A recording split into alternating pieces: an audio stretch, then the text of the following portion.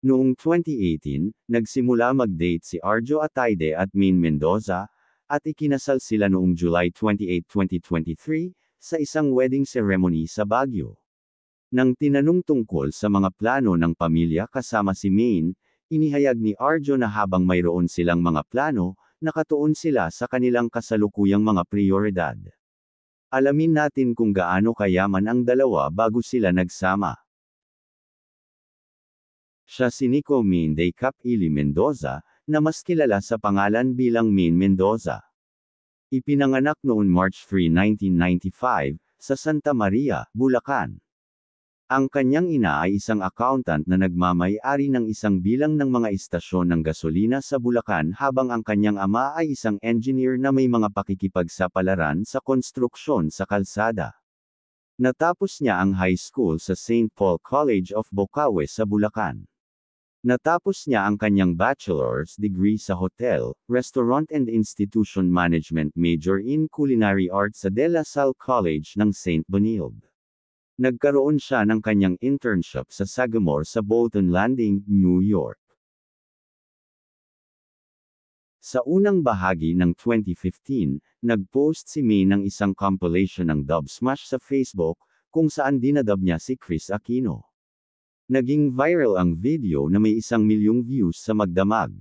Ito ang nakakuha sa kanya ng pamagat na Queen of Dub Smash sa Pilipinas. At dito siya una nakilala at sumikat lalo na ang tambalan nila ni Alden Richards na tinawag na Aldub.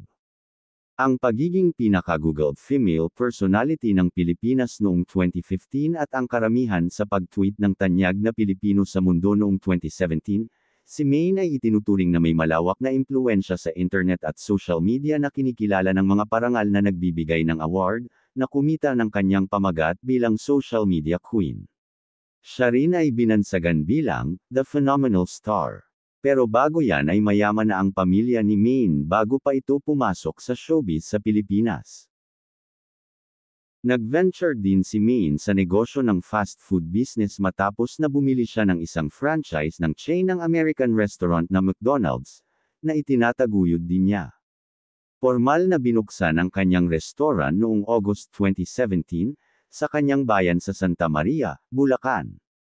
Ang eksaktong lokasyon ng kanyang negosyo ay sinasabing matatagpuan malapit sa negosyo ng istasyon ng gasolina ng kanyang pamilya. Kasama sa negosyo ng pamilya ni Maine ang kanilang pagkakasangkot sa ilang mga istasyon ng gasolina ng pamilya at ang kanyang sariling pagmamay-ari ng maraming mga sanga ng franchise ng McDonald's. Ang kanyang mga magulang, sina Mary Ann at Teodoro Mendoza, ay nagpapatakbo ng negosyo ng gasolina sa Bulacan, at namuhunan sila sa mga franchise ng McDonald's, na pinamamahalaan din ng kanyang pamilya. Ang bawat isa sa kanyang mga kapatid ay mayroon franchise ng McDonald's.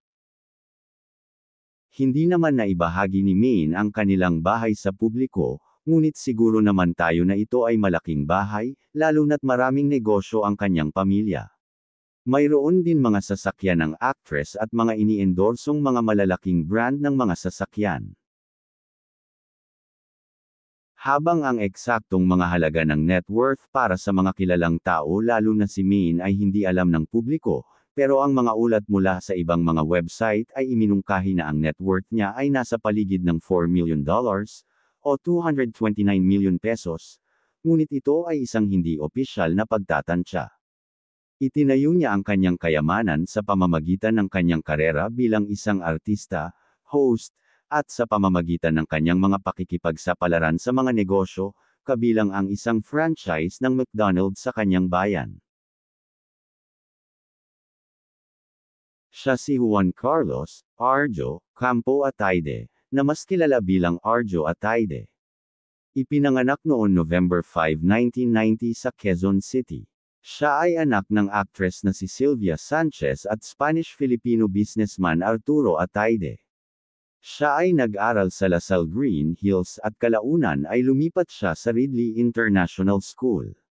Ang kanyang unang opisyal na pakikipagsapalaran sa pag-arte ay sa edad na siyam para sa ang TV. 10 years old pa lang daw ay gusto na nitong mag-artista pero sinabi ng nanay nito na tapusin muna ang pag-aaral. Hindi na napigilan si Arjo na pasukin ang pag-arte matapos siyang sumailalim sa isang acting workshop ng Star Magic, ang talent management arm ng ABS-CBN. Ang pelikulang Tupac ang kanyang unang pangunahing papel na pinagbidahan. Ang proyekto ay dumating pagkatapos niyang gumawa ng kasaysayan bilang unang Pilipino na nanalo ng Best Actor sa 3rd Asian Academy Creative Awards noong 2020. Ang pagdadala ni Arjo ng Bagman Benjo sa web series ay naging epektibo kaya ipinagkaloob niya ang pinakaiginagalang na aktor mula sa buong Asya.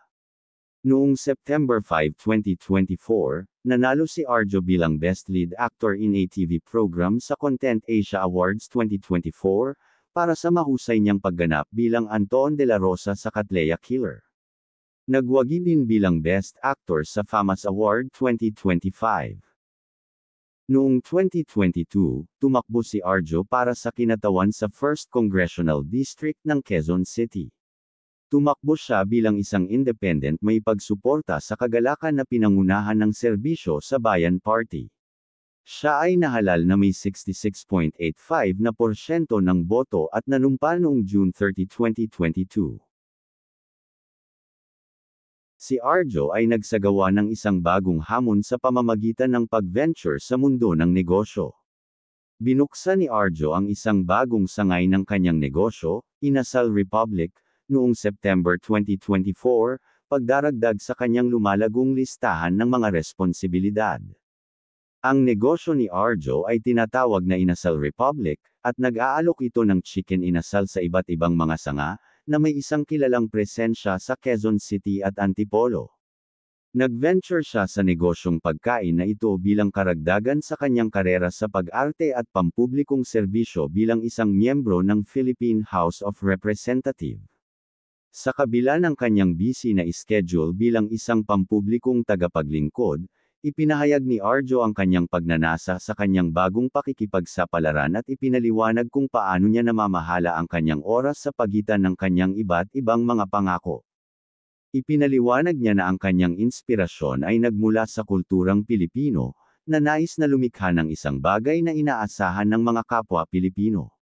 Nagsimula siya sa Inasal Republic at kung bakit siya pumasok sa industriya ng inasal, hindi lamang ito isang malaking industriya, ngunit dahil sa kurso na pinagkakatiwalaan niya ang produkto.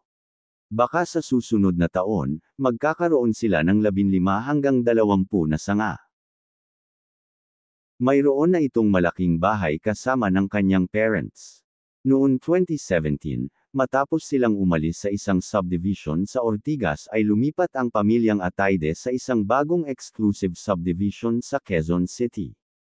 Ang lugar ng sala ay nagpapakita ng isang modernong matikas na apela tulad ng nakikita sa mga napiling piraso ng kasangkapan at palamuti.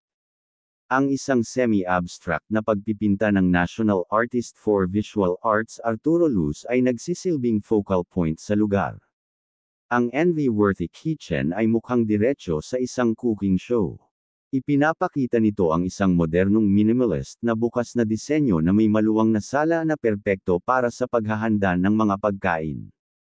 Ang silid tulugan ni Arjo ay isang bachelor's dream. Tinukoy ng mga pahiwatig ng kulay abo, itim, at pula, nagtatampok ito ng isang makinis na aesthetic, sapat na imbakan, at mga komportableng piraso. Ang tatay ni Arjo ang nag-design ng lahat ng buong bahay nila. Naipakita din ng kanyang inang si Sylvia Sanchez sa pamamagitan ng YouTube ni Karen Davila ang kanilang napakalaking bagong Mediterranean-inspired mansion with an elevator na ipinagawa at ang kanilang rest house. Maraming mga sasakyan at motorcycle ang aktor. Noong 2023, binigyan ito ni May ng isang brand new Toyota Land Cruiser regalo sa kanilang kasal. Ang napili ni May ay ang isang unit ng LC300. Batay sa disenyo ng grill at ang kulay na iyon, binili ni May ang mas mahal na Z Extreme, na may halagang 5.7 milyon pesos.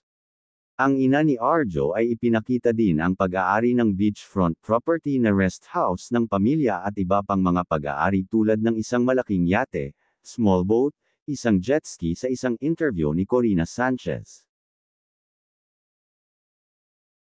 Ang net worth ng aktor ay hindi alam ng publiko dahil ang kanyang mga tukoy na detalye sa pananalapi ay hindi isiniwalat. Ang impormasyon tungkol sa kanyang mga pag-aari at kayamanan ay karaniwang pribado at hindi ibinahagi sa mga pampublikong forum. Ngunit nakakakuha siya ng kanyang income sa pagiging celebrity, endorser, investments, mga negosyo at bilang politician na nagsilbi bilang kinatawan para sa 1st District ng Quezon City mula noong 2022. Si Arjo ay walang tigil sa pagtatrabaho sa pagitan ng kanyang mga tungkulin sa entertainment at politika, na nagpapakita ng kakayahang umangkop at isang malawak na set ng kasanayan. Ang kanyang mga nakakainis na mga larawan sa pag-arte at ang kanyang pangako sa mga proyekto ng komunidad ay sumasalamin sa isang malalim na pag-unawa at pakikiramay sa iba. Ang video na ito ay for entertainment at hindi kinukumpara ang kanilang yaman kundi inaalam lang natin ang bunga ng kanilang pagsusumikap bilang mga artista. Kung mayroong mali o kulang sa mga nabanggit ay pwede nyo linawin sa comment section. Salamat.